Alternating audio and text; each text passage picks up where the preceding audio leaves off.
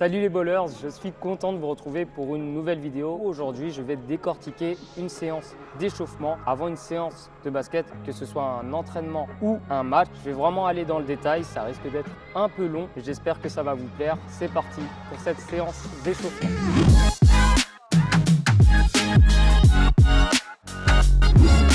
Alors le premier exercice est effectué avec une boule de massage. Donc là en fait ce que je vais faire c'est d'échauffer mes tissus mous. Tissus mous c'est tout ce qui est nerfs, vaisseaux sanguins. Donc ça peut être très intéressant pour ceux qui manquent de mobilité. Donc je prends cette balle et je commence par la plante du pied. Donc je suis là au milieu et je vais faire des mouvements de droite à gauche. C'est des petits mouvements, donc je fais 10 mouvements de droite à gauche, ensuite 10 petits mouvements de haut en bas et ensuite 10 petits cercles. Ensuite, je fais la même chose et je déplace la boule vraiment quasiment sous le talon là. Donc, je fais 10 mouvements, je peux remonter un peu plus. Voilà. J'ai commencé par avant-arrière là, mais j'aurais pu commencer de droite à gauche. Donc, j'enchaîne par de droite à gauche. Ok. Ce que je peux faire aussi, c'est que j'enchaîne l'extérieur, donc l'extérieur du pied, enfin l'intérieur plutôt, l'intérieur du pied, petit aller-retour. Avant-arrière, droite-gauche, je continue ici, droite-gauche, je vais bien chercher l'intérieur, droite-gauche, et je vais faire des petits cercles aussi.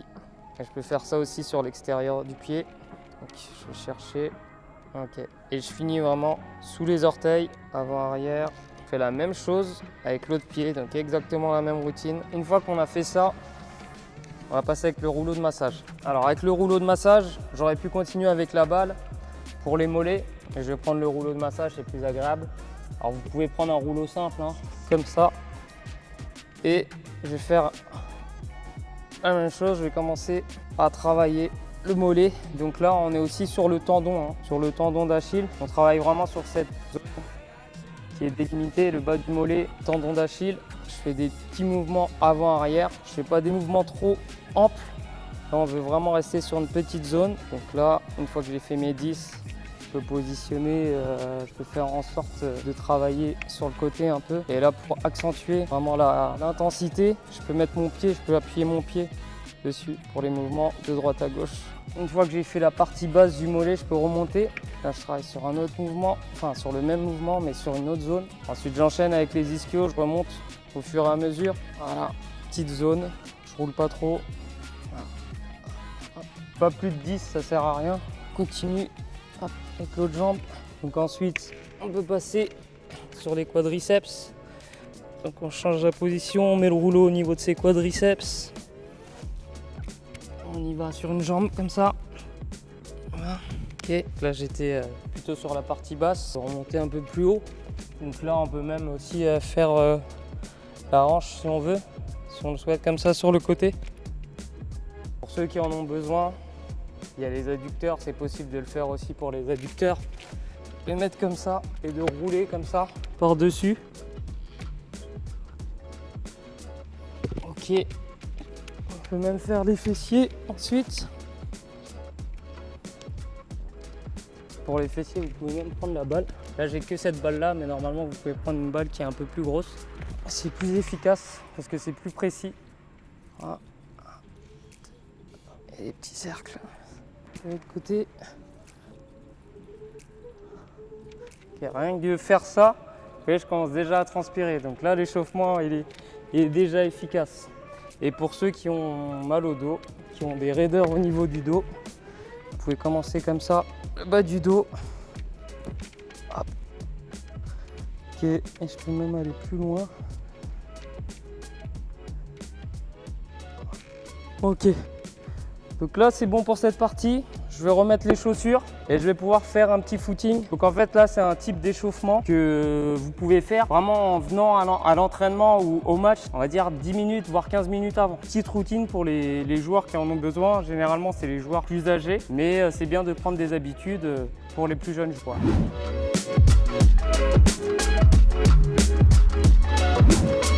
Alors pour le footing, si vous avez accès à un terrain entier, donc moi ce que je vous conseille de faire, c'est de commencer en course avant, donc course normale. Dès qu'il y a la ligne sur le côté, faire des pas croisés, okay. Arriver à la ligne, faire une course en pas arrière. Ensuite, on repart en pas croisé. On finit sa course vers l'avant. Ensuite, on reprend avec des pas défensifs. On commence à activer aussi sur la course avant le haut du corps. Donc là, vous faites cette routine pendant 1 ou 2 minutes avec 2 tours complets au total.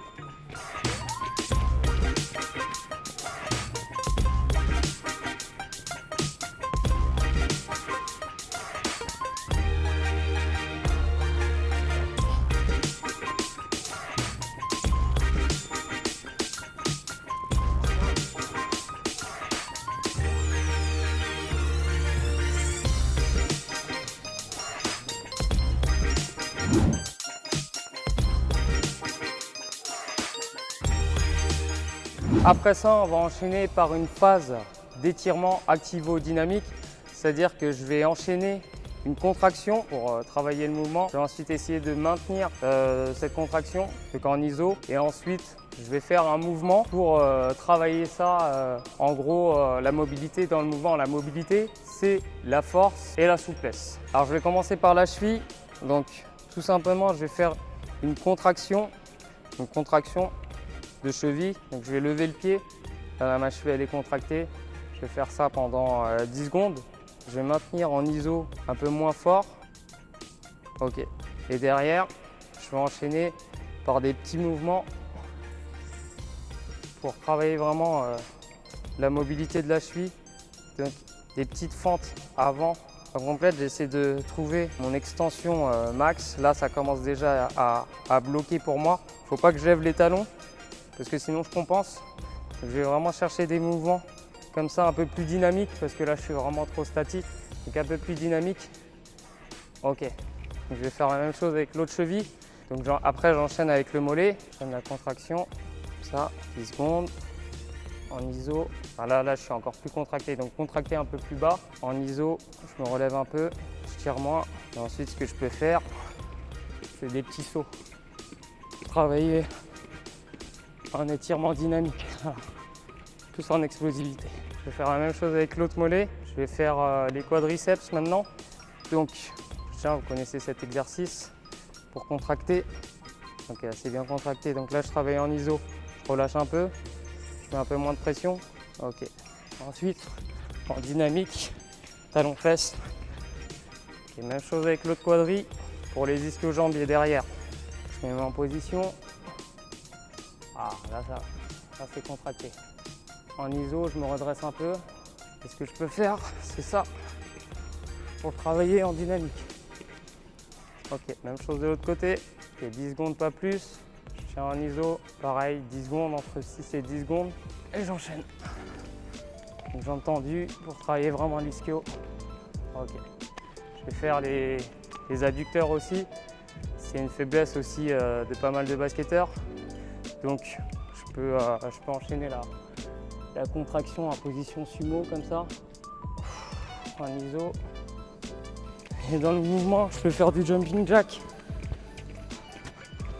Hop, où je peux croiser vraiment. Hop, hop, hop. Ok, donc là on a fait tout ce qui est bas du corps.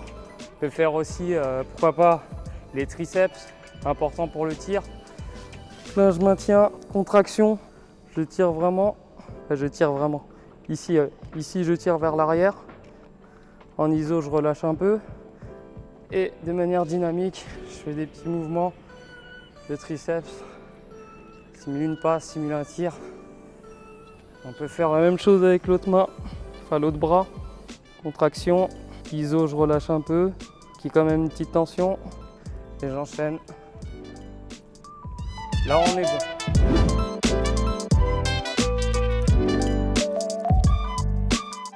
Alors, on poursuit avec 1 minute de corde à sauter. Donc là, dans cette partie de l'échauffement, normalement déjà, le corps a pris un peu de température. Là, je commence à transpirer. C'est bon, donc je vais faire un peu de cardio pour cette fin d'échauffement, donc 1 minute. C'est bien aussi pour travailler la coordination. Donc je peux enchaîner 20 secondes comme ça. Ok, 20 secondes où je vais alterner les pieds.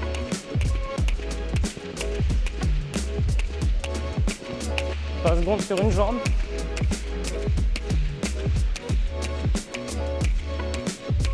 Donc là, et je finis. Donc c'est un peu plus d'1 minute. Hein. 1 minute comme ça. Et je peux finir comme ça. En normal. Ok, là j'ai pas fait vraiment le temps escompté, mais c'est entre 1 et 2 minutes. Et pour parfaire votre échauffement, vous allez finir par de la proprioception. Donc pour ça, pas besoin de coussin, même si c'est mieux. Vous pouvez le faire tout seul. Donc sur une jambe, appuie sur un pied. Et là, je vais lever. Donc là, vous voyez déjà du déséquilibre pour travailler la cheville. On ne regarde pas ses pieds. On essaie de maintenir son regard devant soi. On essaie de s'équilibrer. Donc on tient 30 secondes. 30 secondes, on change de pied. Je tiens 30 secondes. Une fois que j'ai fait les 30 secondes, on peut faire la même chose, mais plus pour travailler le genou. Donc je me mets dans cette position. Voilà, one leg bird. Je peux fléchir légèrement pour accentuer la proprioception du genou. Et pareil, j'essaie de maintenir mon regard vers l'avant. Donc voilà. Je peux même refaire de la proprioception classique, mais vraiment en pliant, en fléchissant un peu. Parce que là, je suis vraiment focus sur mon genou. Voilà, je lève toujours le talon du sol.